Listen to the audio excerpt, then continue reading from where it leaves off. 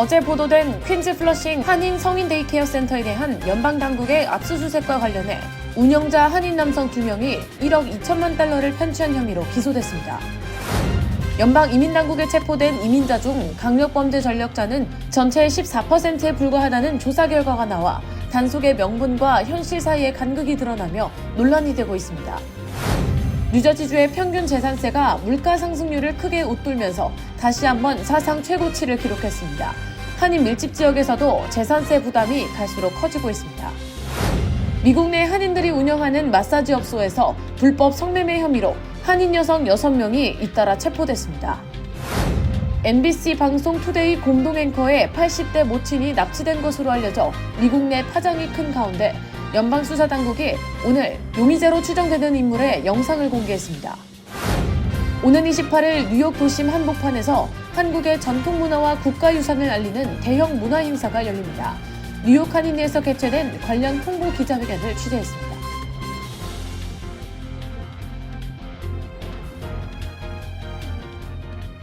헬문스버그의 최우선의 목표는 최고의 고객 서비스를 제공하는 것입니다. 전문 세일즈팀과 함께하는 고급 쇼룸에서 여러분이 좋아하는 머세디스-벤츠 모델을 만나보실 수 있습니다. 헬문스버그와 함께라면 완벽한 차량을 찾는 데 필요한 모든 것이 준비되어 있습니다.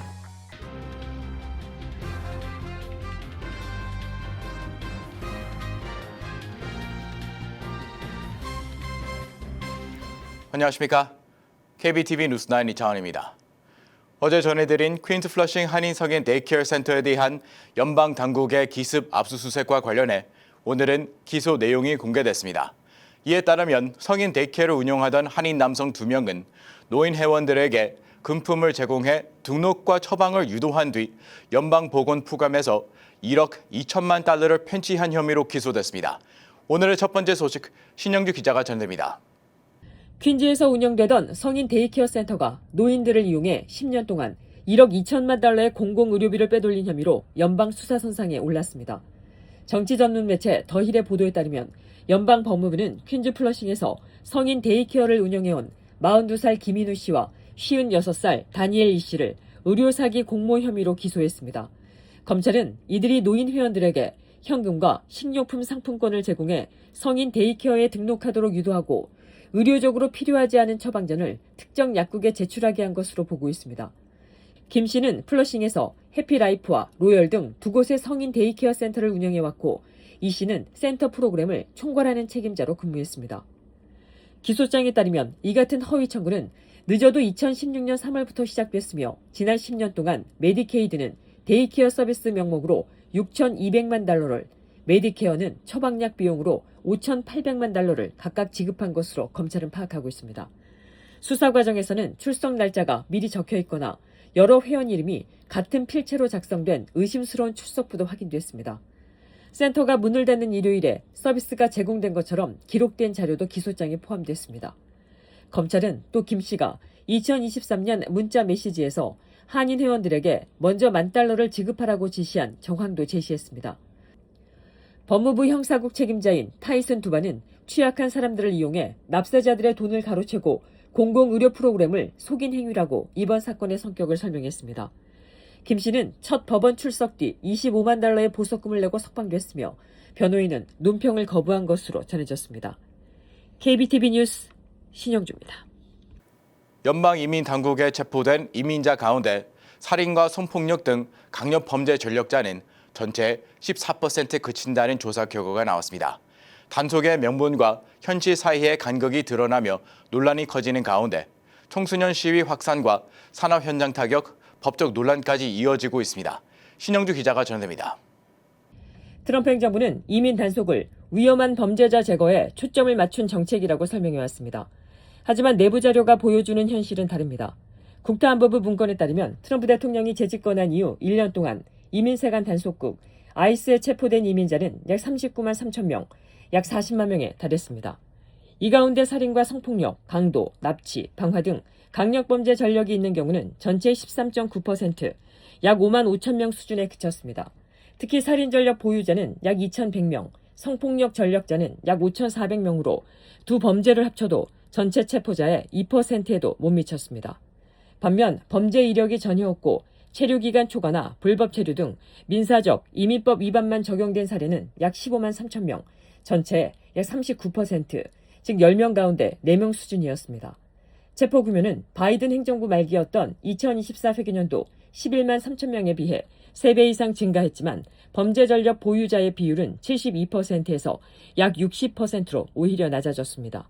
체포 숫자는 크게 늘었지만 위험인물 중심 단속이라는 정책의 성격은 상대적으로 약해졌다는 해석이 나옵니다. 이런 가운데 반발은 거리로 이어지고 있습니다. 최근 아이스 단속 과정에서 미국 시민 2명이 총격으로 숨진 사건 이후 고등학생들이 주도하던 반아이스 시위에 중학생들까지 참여하기 시작했습니다. 전국 곳곳에서 학생들이 수업을 거부하는 이른바 워크아웃 시위가 이어지고 있고 로스앤젤레스 통합교육구에서는 85개 학교 12,500명의 학생이 집단적으로 동참했습니다. 콜로라도의 한 중학교에서는 전교생 766명 가운데 절반이 시위에 참여했고 LA 샌퍼낸도 밸리에서는 11살에서 13살 학생들이 생애 첫 시위에 나서는 사례도 나왔습니다. 강경단속의 여파는 경제 현장에서도 나타나고 있습니다. 이민자 비율이 높은 건설 현장에서는 단속 이후 인력이 급감하며 공사 일정이 수개월 이상 지연되고 구인난이 심화되고 있습니다. 텍사스 남부의 한 콘크리트 공급업체는 단속 여파로 사용량이 60% 급감했고 직원 150명 중 60명을 감원한 뒤 결국 파산보호 신청에 이르렀습니다.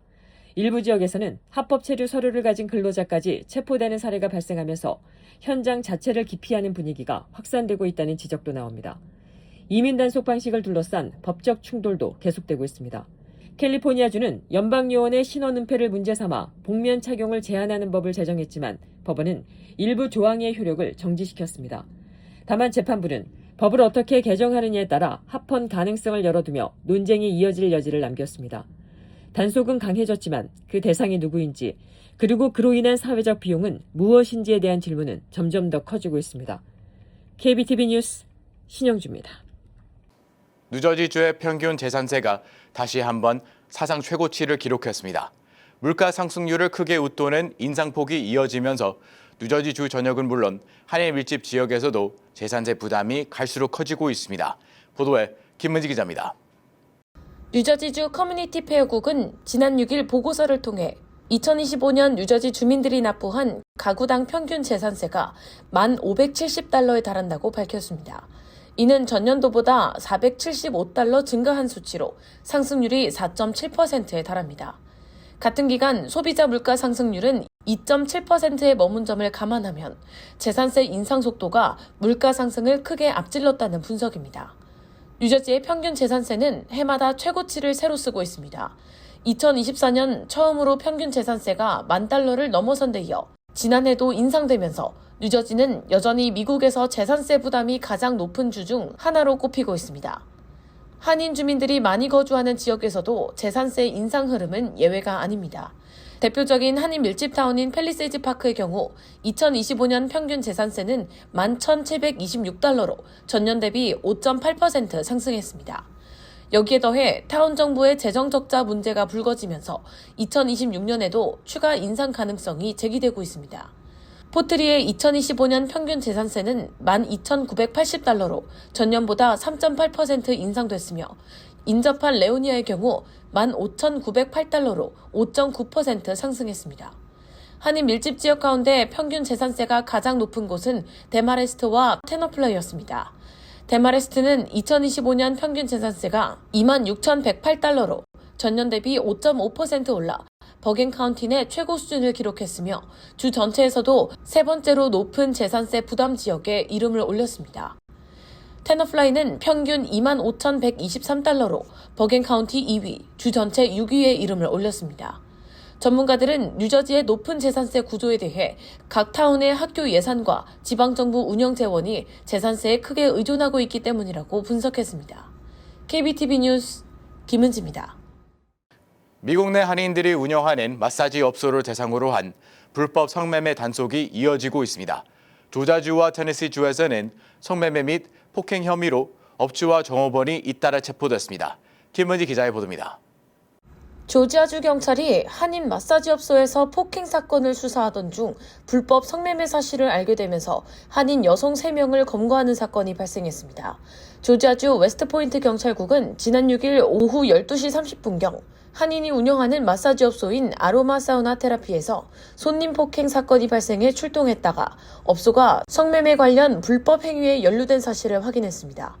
피해 남성은 치료 목적으로 방문한 마사지업소에서 추가 비용을 요구받았으며 이에 업소를 떠나려 하자 여성 종업원 3명이 자신을 폭행했다고 진술했습니다. 경찰 조사 결과 업소 관리자 이무선 씨가 피해 남성을 폭행하고 지갑과 촬영기기를 강탈하려 했던 것으로 확인했습니다. 이 과정에서 피해 남성은 목걸이가 끊어지고 부상을 입었습니다. 경찰은 녹화 영상과 이 씨의 휴대전화 등을 토대로 압수수색을 진행하고 있으며 업소 내에서 성인용품 등 관련 증거물도 발견했다고 밝혔습니다.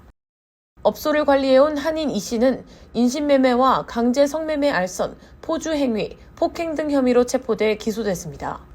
문제가 발생한 해당 업소는 한인이 소유한 사업장으로 등록돼 있습니다.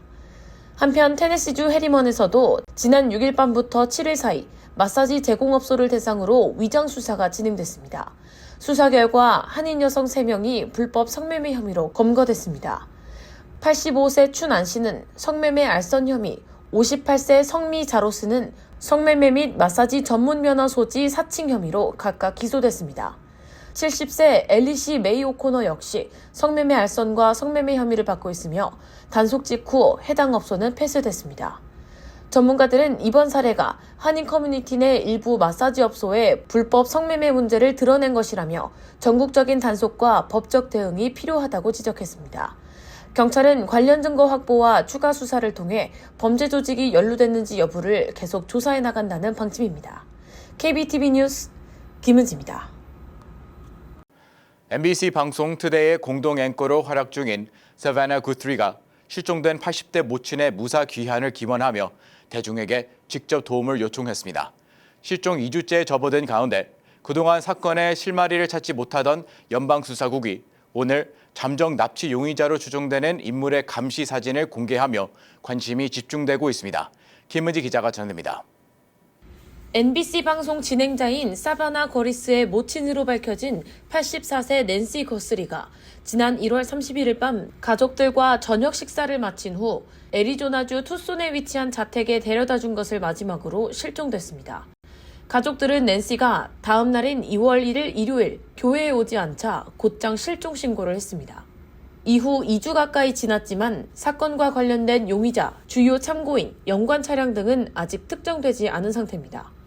연방수사당국 FBI는 오늘 실종 당일 낸시의 자택 앞에서 카메라를 조작하는 것으로 보이는 무장인물 사진을 확보해 공개했습니다. 카시 파텔 FBI 국장은 지난 몇 주간 개인 부문 파트너와 협력해 자택에서 손실되거나 접근이 불가했던 영상 자료를 복구했으며 이번에 확보된 이미지에 실종 당일 아침 카메라를 조작하는 인물이 포착됐다고 밝혔습니다. 공개된 영상과 사진에는 마스크와 장갑, 배낭을 착용한 한 남성이 낸시의 자택 현관에 설치된 초인종 카메라를 훼손하는 모습이 담겼습니다. 수사당국은 다만 해당 인물이 잠정적 용의자로 분류됐을 뿐 공식 용의자로 특정된 것은 아니라고 덧붙였습니다. 당국은 또 실종된 낸시의 자택에서 근무하는 조경사와 수영장 관리인을 포함한 가사 직원들의 DNA 샘플을 확보했습니다. 당국은 이를 통해 수사망을 좁혀간다는 계획이며 FBI 전국 지부에서 추가 인력을 투손으로 파견해 위기관리 전문가, 분석 지원 인력, 수사팀이 포함된 24시간 지휘본부를 운영하고 사건 해결을 위해 작은 정보라도 공유해줄 것을 당부했습니다. NBC 진행자인 사바나는 최근 자신의 인스타그램 영상을 통해 어떤 방식으로든 어머니가 이 기도와 제보를 느끼고 있다고 믿는다며 어머니를 찾는데 국민 여러분의 도움이 필요하다고 절실히 호소했습니다. Enter into another week of this nightmare. We believe our mom is still out there. Law enforcement is working tirelessly around the clock trying to bring her home, trying to find her. And we need your help, no matter where you are, even if you're far from Tucson. If you see anything, if you hear anything, if there's anything at all that seems strange to you, that you report to law enforcement.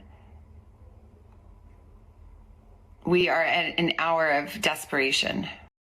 FBI는 전화를 통해 관련 정보를 받고 있으며 엘파소, 피닉스, 댈러스 외곽 지역 등지에는 제보 요청 광고판도 설치했습니다. 한편 실종된 낸시의 가족들은 실종 후 납치범으로 추정되는 인물들이 요구한 600만 달러의 몸값 전달 기한을 지키지 못했습니다. 당국은 현재 증거 확보 및 사건의 실체를 규명하는 데 집중하고 있습니다. KBTV 뉴스 김은지입니다. 뉴욕 도심 한복판에서 한국의 전통 문화와 국가유산을 알리는 대형 문화 행사가 열립니다. 국가유산청이 주관하는 국가유산 방문 캠페인이 다음 주 뉴욕에서 펼쳐지는 가운데 어제 뉴욕 한인회에서 관련 홍보 기자회견이 열렸습니다. 기자회견 현장에 신영주 기자가 다녀왔습니다. 국가유산 방문 캠페인의 뉴욕 개최를 알리는 홍보 기자회견이 어제 저녁 뉴욕 한인회관에서 열렸습니다. 이번 기자회견에는 국가유산청 산하 국가유산진흥원 관계자와 뉴욕 한인회 인사들이 참석해 행사 취지와 일정, 주요 프로그램을 소개했습니다. 국가유산청은 국가유산진흥원, 뉴욕한국문화원과 함께 다음 주인 2월 11일부터 14일까지 뉴욕에서 홍보 행사 코리아원 스테이지 인 뉴욕을 개최합니다. 이번 행사는 빛나는 축원, 한국의 전통문화 속에서 찾다를 주제로 한국의 명절 설을 맞아 복과 장수, 풍요를 기원하는 전통적인 가치와 국가유산의 의미를 현지에 소개하는 데 초점을 맞췄습니다. 우리의 한국 문화가 우리의 자존심 그리고 우리 자부심이 되고 또 전 세계적으로도 열광하는 문화가 되어가는 것은 우리 한국 문화가 가지고 있는 원동력과 그리고 그 안에 쌓여있는 우리의 힘이 충분히 5천년 역사 속에서 녹아져 있기 때문에 가능했으리라 생각합니다. 그런데 더 중요한 것은 바로 뉴욕 한인회 여러분들 같이 이 일상 속에서 한국 문화를 구현하고 그것을 갖고 왔기 때문에 또 가능했다고 생각하고 또 앞으로도 미래를 위한 자원으로서 충분히 우리 한국 문화가 더 발전되어 나갈 것이라고 저는 기대를 하고 있습니다. 행사는 국가유산 미디어 아트와 전통 공예 전시, 전통 예술 공연, 그리고 다양한 체험 프로그램으로 구성됩니다. 행사의 시작은 2월 11일 오후 3시 타임스퀘어 광장에서 열리는 사전 특별 공연입니다. 뉴욕 한인회와 공동 기획으로 진행되는 이번 공연에는 국가유산진흥원 예술단과 춤누리 한국전통무용단이 함께 무대에 올라 모든 북과 부채춤, 소고춤과 진도북춤을 선보일 예정입니다. 브로드웨이 46과 47가 사이에 그 LED 큰 전광판에서는 이번에 그 국가유산진흥원과 국가유산청이 이렇게 다 이제 기획한 그 영상이 이렇게 계속 돌아가죠. 네, 그것이 돌아가면서 그 아래에서는 우리 한인회와 우리 한인 예술단체 또 한국에 오신 예술단이 공동으로 공연을 하는 또 뜻깊은 그런 행사가 마련되는데 같은 날 저녁 7시에는 뉴욕 한국문화원에서 개막 행사가 열리며 국내외 문화예술계 인사들이 참석해 전통 공예와 미디어 아트 전시, 전통 예술 공연을 함께 관람합니다. 행사 기간 동안 뉴욕 한국문화원 1층에는 수호와 정의의 상징인 해태상과 부귀와 번영을 의미하는 모란문, 조형물이 설치되고 복과 풍요를 기원하는 국가유산 미디어 아트 3종이 2월 28일까지 상영됩니다. 2층 전시실에서는 조선시대 왕실 고유 기술인 금박공예를 중심으로 장인의 공예 작품들이 전시됩니다.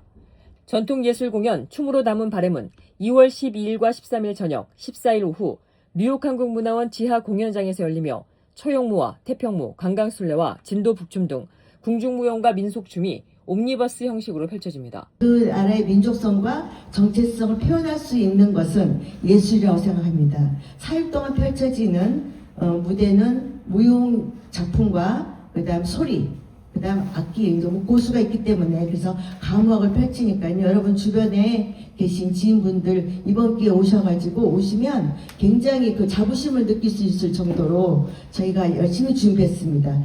한편 국가유산청과 국가유산진흥원은 이번 뉴욕 행사를 계기로 국가유산 방문 캠페인을 확대해 한국의 국가유산을 대표적인 문화 콘텐츠로 발전시키고 해외 동포사회와 현지 사회, 한국 문화의 뿌리와 가치를 지속적으로 확산해 나간다는 계획입니다.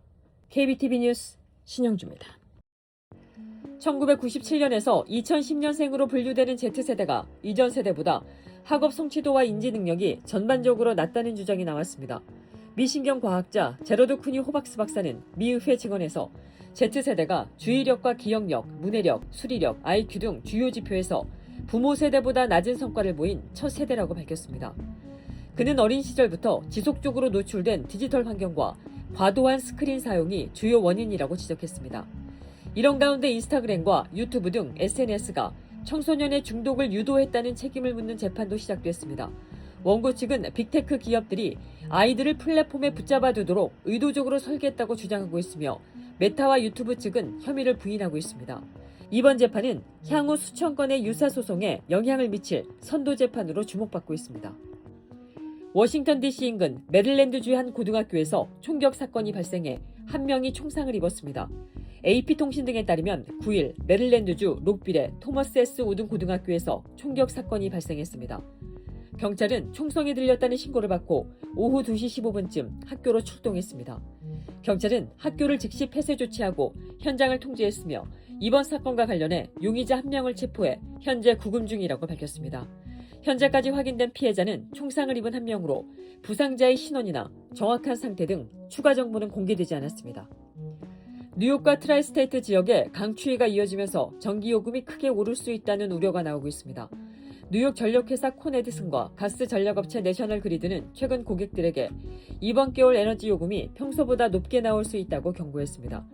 콘에디슨은 혹한으로 에너지 사용량이 급증하면서 뉴욕주와 인근 지역 전반에서 천연가스 공급 비용이 상승했다고 밝혔습니다.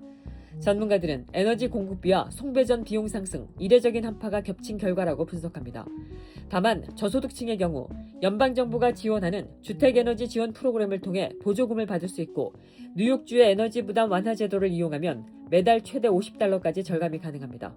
하지만 요금 인상 흐름은 당분간 이어질 전망으로 콘 에디슨은 정확한 인상폭을 공개하지 않았지만 내셔널 그리드는 이번 겨울 요금이 최대 10%까지 오를 수 있다고 경고했습니다. 트럼프 대통령이 자동차 온실가스 규제에 법적 근거를 폐기할 예정이라는 보도가 나왔습니다.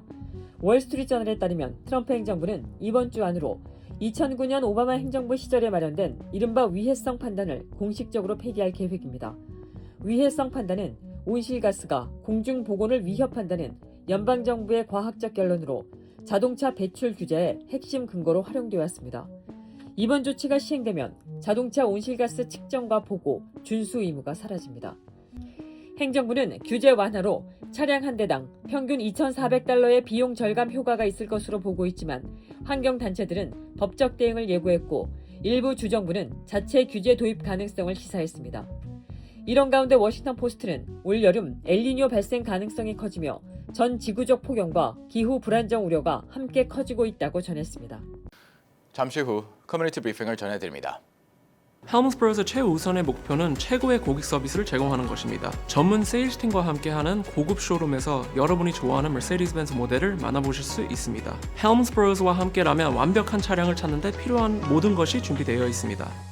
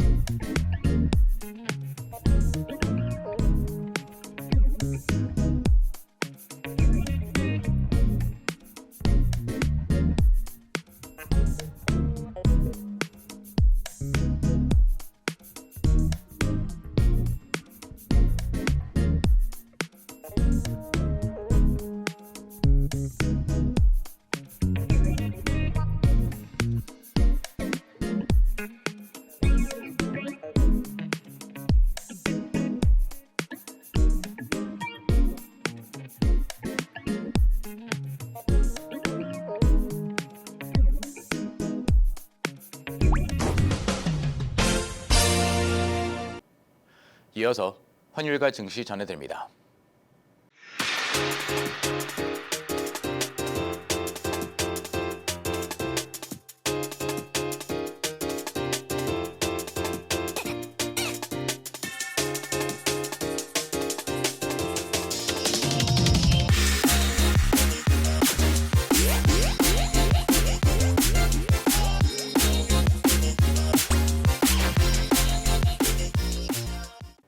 잠시 후 뉴욕과 뉴저지 날씨 전해드립니다.